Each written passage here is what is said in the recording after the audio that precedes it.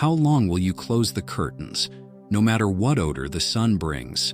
How long will you not listen to the light that is pleading to enter your window? How long will you persist on not changing the pain that binds you?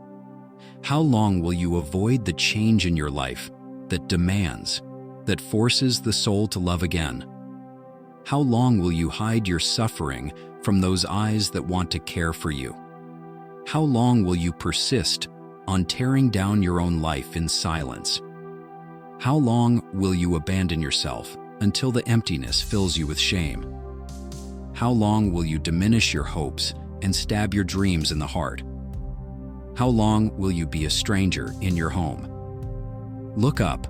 For God's sake, look up.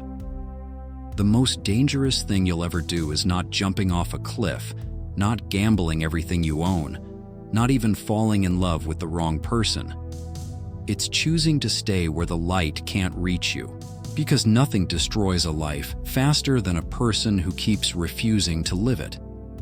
If we are fortunate, we can look at all the light that a human life can hold. We look at the light in children's eyes. We look at the way fresh snow brings something new. Each time, new hope, new joy. We look at the morning sun illuminating the earth, millions of years old, creating and recreating life each day with each ray of light. We look at the southern star that guided people to a new land, carrying them as they traveled to the land of the free, right here to America, to the land that gives us so many freedoms. Or we look back at all the people and all the areas in our lives where we are fortunate to have light. I am blessed. I am blessed in so many ways that if I thought about all the things that give me light, I would not be able to record them. I would see the light, and it would block the keyboard of the computer I am writing on. The light would flood the screen, forcing me away from the task at hand. My writer's guilt would say anything but that. I should continue with the story and document what it means to allow the light in, the light that is the essence of our soul, the light that is so precious that we must nurture it at all costs. But so often, we convince ourselves that the light is only meant for other people, for better days, for some distant moment when our broken pieces have magically rearranged themselves into something whole.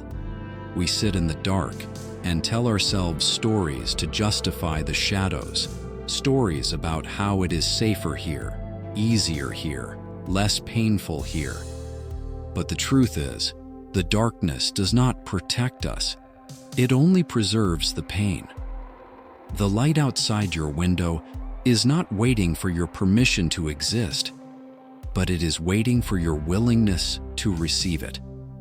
It has been knocking at your walls in 1,000 quiet ways, in the voice of the friend who keeps calling, in the quiet joy of a child who still looks at you as if you hold the whole sky.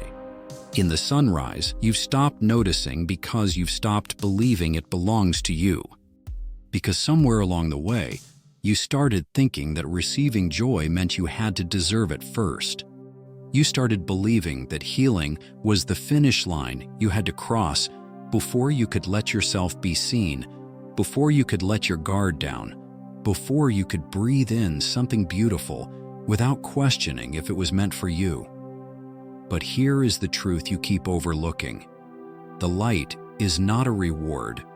It is a lifeline.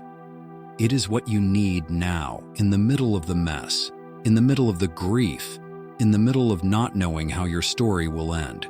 If you keep waiting until you feel ready, you will wait your whole life. You don't need to be unbroken to stand in the sun. You don't need to have all the answers to sit in a room filled with warmth and let it touch your skin. You don't need to know how to rebuild to leave your window open. Remember what you are still capable of feeling. Remember what it's like to see clearly again. Who are you when no one is watching? When the burdens of life become too much to bear, you typically push them to the side and try to drown your feelings of despair. but you need to give yourself permission to be exactly how you are. You need to stop focusing on superficial things and instead allow the light in. When a fresh perspective and a new beginning are needed, you want to refuse the things that no longer serve you. Allow the light to open the door you lock so tightly. It understands your pain, which is why it wants you to heal. Once your suffering is past, you will discover that the light is truly an ocean, not just a door.